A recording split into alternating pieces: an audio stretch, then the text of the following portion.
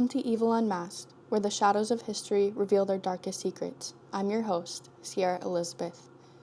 As a criminal justice and criminology graduate, I've always been drawn to the mysteries that lurk beneath the surface of everyday life. This podcast is dedicated to uncovering and discussing the truth behind some of the most chilling and intriguing cases in true crime history.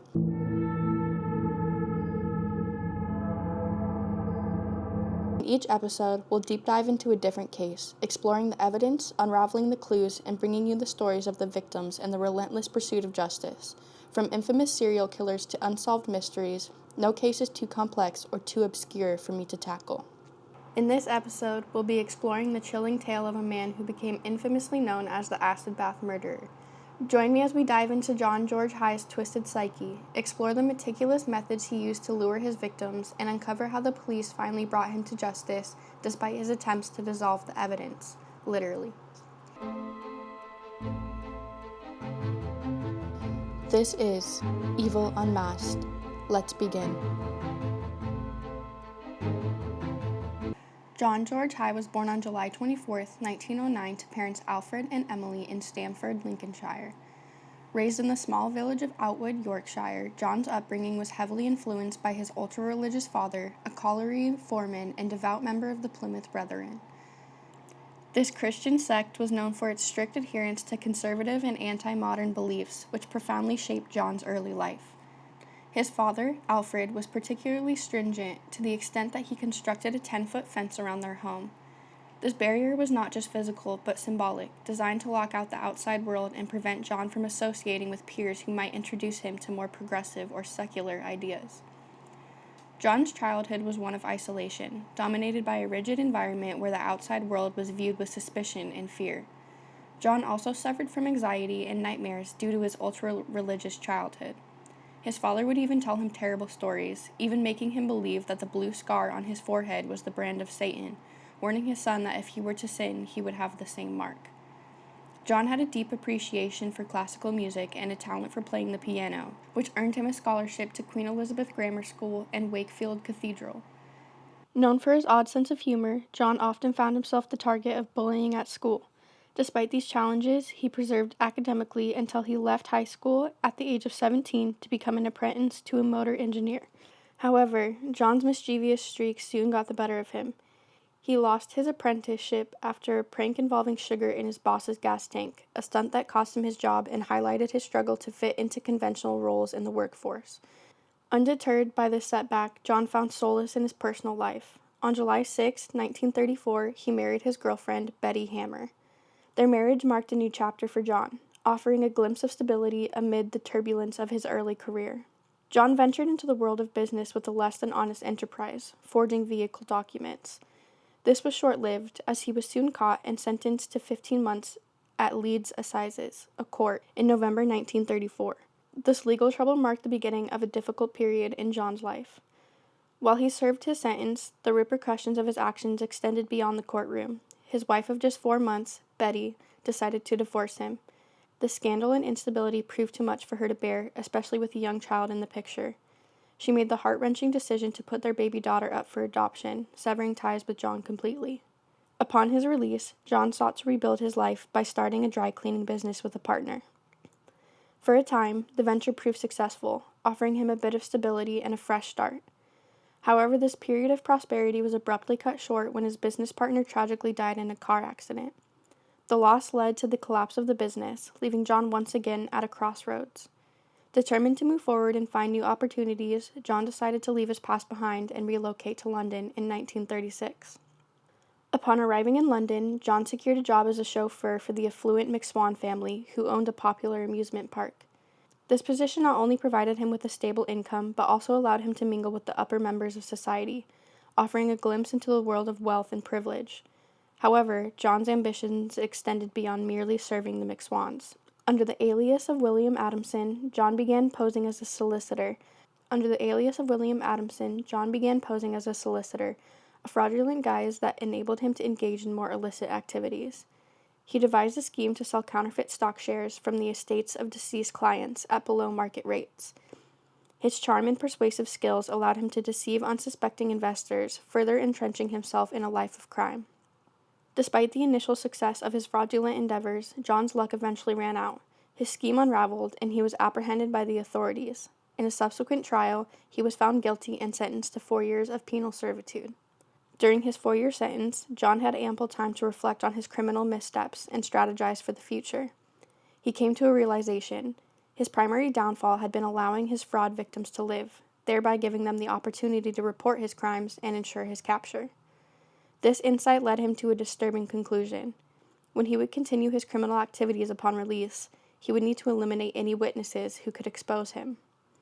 Determined to perfect his methods, John began to devise a plan for disposing of his victims. He thought of various ways to ensure that no trace of his crimes would be left behind. It is speculated that during this period of introspection, he delved into the history of notorious criminals. One figure that particularly intrigued him was the French murderer Georges Alexandre Surratt, known for dissolving his victims in sulfuric acid. This gruesome method captivated John's imagination, and he began to consider it as a potential solution for his own future crimes. John's time in prison thus became a dark period of both punishment and preparation. He meticulously planned every detail, determined that his next criminal endeavors would be foolproof. The idea of using sulfuric acid to dispose of bodies was both practical and sinister, as it would leave no evidence behind and make it nearly impossible for authorities to trace his actions. As the end of his sentence approached, John emerged from prison not only more determined, but also armed with a new horrifying strategy. The lessons learned and the plans conceived during those 4 years would lay the groundwork for the even more heinous acts that he would commit in the years to come. His imprisonment had not rehabilitated him, but rather refined his criminal acumen, setting the stage for a chilling and notorious chapter in his life. Upon his release, John secured a job as a salesman for an accounting firm in Crawley, a position he held until 1944. This phase of his life appeared outwardly stable and unremarkable, though it bellied the dark intentions brewing beneath the surface. In the summer of 1944, John would run into William Donald McSwan, whom he had originally met in 1936 while working as a chauffeur for the McSwan family. Their reunion was a significant moment that would set the stage for John's next steps into crime. William, now a landlord, shared with John details about his current occupation. He collected rent from tenants residing in his parents' multiple properties, a lucrative and relatively easy source of income. As John listened to William's description of his life as a landlord, he envisioned a way to leverage William's position for his gain, knowing full well that eliminating witnesses had become a crucial part of his strategy. William invited John to reconnect with his parents, and during their visit, the conversation naturally turned to their recent property investments. This opportunity allowed John to gather more information about the McSwan family's financial dealings and the extent of their wealth. Over the following weeks, John spent more time with William, subtly integrating himself further into the McSwan family's trust. On September 9th, 1944, John and William went out for a drink at the Goat on Kensington High Street. After sharing a few drinks, John suggested they head over to his workshop at 79 Gloucester Road. Upon their arrival at the workshop, John brutally smashed William's skull, killing him. He then placed William's body into a 40-gallon drum and filled it with concentrated sulfuric acid. Over the next 2 days, the acid did its gruesome work, reducing William's remains to 100 pounds of sludge. John disposed of the gruesome remains by pouring the sludge down a manhole. This act of disposal left no trace of William Donald McSwan, marking the chilling success of John's carefully orchestrated crime. John came up with a story to explain William's sudden disappearance, telling William and Amy McSwan that their son had fled to Scotland to avoid being drafted into the military. To lend credibility to his tale, he even forged letters seemingly from William. For a time, the McSwans believed John's story, reassured by the false correspondence from their son. However, as months passed and the draft ended with no sign of William, the McSwans grew increasingly suspicious. Sensing their doubt, John decided to eliminate this threat to his freedom. In July of 1945, he lured William and Amy to his workshop under the pretense that their son was waiting for them. Once there, he brutally beat them to death, following the same method he had used on their son, and placing their bodies in 40-gallon drums and dissolving them in concentrated sulfuric acid. With the McSwans' bodies reduced to sludge and disposed of, John took the next step in his plan. Posing as William McSwan, he obtained legal control of the McSwan family's assets. He sold everything, netting himself a sum of $10,000. However, his newfound wealth quickly dwindled due to his voracious gambling habit. Realizing that he needed more money to sustain his lifestyle, John understood that his criminal activities were far from over. The murder of the McSwans had not only lined his pockets, but also set a dangerous precedent, paving the way for further crimes driven by greed, a ruthless desire for financial gain, and the belief that he would never be caught. In 1947, John met Dr. Archibald Henderson and his wife, Rose, who were selling a property. Feigning genuine interest, John made friends with the couple by bonding over their shared love for music. This allowed him to gain Dr. Henderson's trust, leading to the revelation of sensitive details about their property holdings. Simultaneously, John took steps to set up a new base of operations. He rented a discreet warehouse space in Crawley, London, where he relocated his equipment and supplies. To ensure that he was fully prepared, John ordered 3 carboys of sulfuric acid in 2 40-gallon drums, signaling his readiness to continue his criminal activities. In February 1948, John invited Dr. Archibald Henderson and his wife, Rose, to his new workshop in Crawley, claiming he wanted to show them a groundbreaking invention. Trusting his intentions, the couple arrived at the location, only to be met with an unfortunate fate. Once inside, John shot Dr. Henderson in the head and immediately followed with a fatal shot to Rose. After committing the murders, John disposed of their bodies in 40-gallon drums, again dissolving them with sulfuric acid. To maintain the facade that the Hendersons were still alive, John went to great lengths, even forging a letter supposedly from Rose addressed to her brother. With the Hendersons out of the way, John quickly sold their properties and possessions, turning their assets into quick cash. His actions not only demonstrated his ruthless efficiency, but also his ability to manipulate and deceive, ensuring that his heinous crimes remained hidden while he profited from his victims' lives. By February 1949, John had been residing at the Onslow Court Hotel in South Kensington for 4 years. Among his fellow residents was 69-year-old Miss Olive Henrietta Olivia Roberts Durand Deacon, a widow who had lived at the hotel for over 6 years. John and Miss Durand Deacon had exchanged occasional pleasantries and brief conversations during their time at the hotel. He had presented himself as an engineer and inventor, a facade that allowed him to cultivate an air of credibility. On February 14th, Miss Durand Deacon approached John with an intriguing proposition. She had shared with him a design for false fingernails she had created and sought his expertise to enhance the concept. Eager to patent the idea, she hoped to capitalize on the post-war desire for glamour among women. John expressed a keen interest, promising to consider the improvement of her design. On the 18th, John arranged to visit the warehouse with Miss Durand Deacon under the guise of discussing her fingernail design. Once there, he shot her in the back of the head, then removed her jewelry and fur coat. He placed her lifeless body into a 45-gallon drum, which he filled with sulfuric acid. John then returned to his hotel and indulged in a 3-course meal. The following morning, Saturday the 19th, concern grew among the hotel guests when Miss Durand Deacon failed to appear for breakfast. The other residents inquired about her whereabouts, and John informed them that they had planned a meeting, but she had not shown up. By Sunday, the growing unease among the guests was palpable.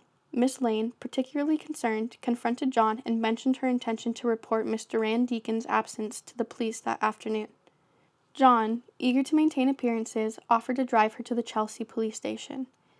At the station, John's demeanor quickly raised red flags. Sergeant Lambourne, a seasoned policewoman, found John's behavior and responses suspicious.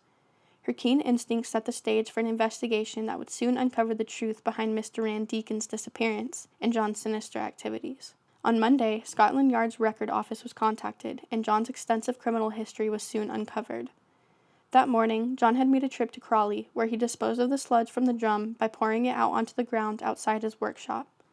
Afterward, he went to have Miss Durand Deacon's jewelry appraised, trying to get cash for his assets. By the time he returned to his hotel, the police were already waiting for him.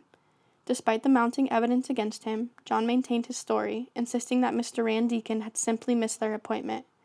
He provided a statement to the authorities, sticking to his narrative in an attempt to deflect suspicion and buy himself more time. On Thursday, the police requested another statement from John, but his response was largely a reiteration of his initial account. By Saturday, February 26th, the authorities had decided to inspect his workshop in Crawley. During their search, they discovered several incriminating items: a rubber apron and a gas mask, both suggesting preparation for hazardous activities, as well as empty carboys indicative of recent chemical use. Most notably, they found a 38 Enfield revolver that appeared to have been recently fired, and a dry cleaning receipt for a black Persian lamb coat. These findings deepened their suspicions and pointed to John's involvement in criminal activities. At 4:15 p.m. on Monday, February 28th, Detective Albert Webb awaited John's return to Onslow Court. When John arrived, he was promptly taken to Chelsea Police Station. During questioning, John made a startling confession, stating, quote, "I've destroyed her with acid. You'll find the sludge that remains at Leopold Road. Every trace is gone. How can you prove murder if there's no body?" End quote. He further implicated himself in the murders of the McSwans and the Hendersons, shockingly claiming that he had killed them to drink their blood. On Tuesday, March 1st, Home Office pathologist Dr. Keith Simpson conducted a thorough examination of the Crawley workshop. He discovered bloodstains on the walls and a hat pin at the bottom of one of the drums, crucial evidence linking John to the crimes. Dr. Simpson also found a gallstone embedded in the sludge left in the yard. All of these residues were collected and sent to the police lab for detailed analysis. The forensic examination revealed a chilling array of evidence: 28 pounds of animal fat, a human foot, 2 additional gallstones, and a full set of dentures. The dentures were identified as belonging to Mrs. Durand Deacon, having been confirmed by her dentist.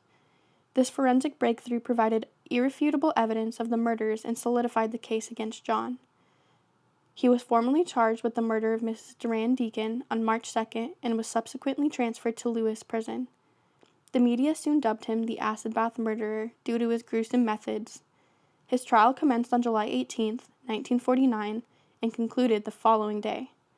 During the proceedings, John pleaded insanity, asserting that drinking his victim's blood had driven him to madness. He contended that his primary motive for the murders was the compulsion to drink the blood of his victims, alleging that he would cut a small incision in their necks and collect a glass or two of blood. However, there was no evidence to support his claim of consuming human blood. Despite his defense, psychiatrists testified that John was sane at the time of the murders.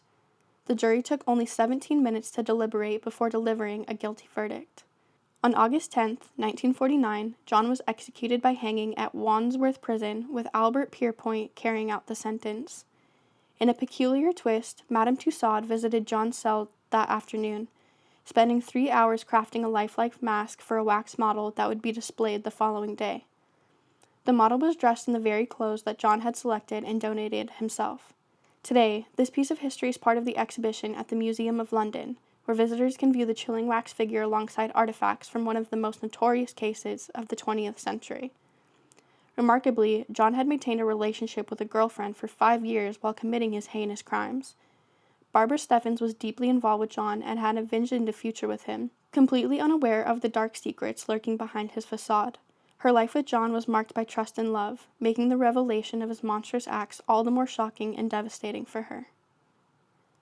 Thank you for joining us for this chilling episode of Evil Unmasked. Today we dove into the haunting story of John George Haigh, a truly twisted individual. If you found this episode compelling, be sure to subscribe and leave a review to help others discover my podcast. For more updates and behind-the-scenes content, follow me on Instagram at evil.unmasked or on X at evil_unmasked. If you have any case suggestions or stories you would like to hear, please visit me at evilunmasked.com. Join us next week as we explore another gripping true crime tale. Until then, stay safe and keep questioning the world around you. This is Sierra Elizabeth, signing off.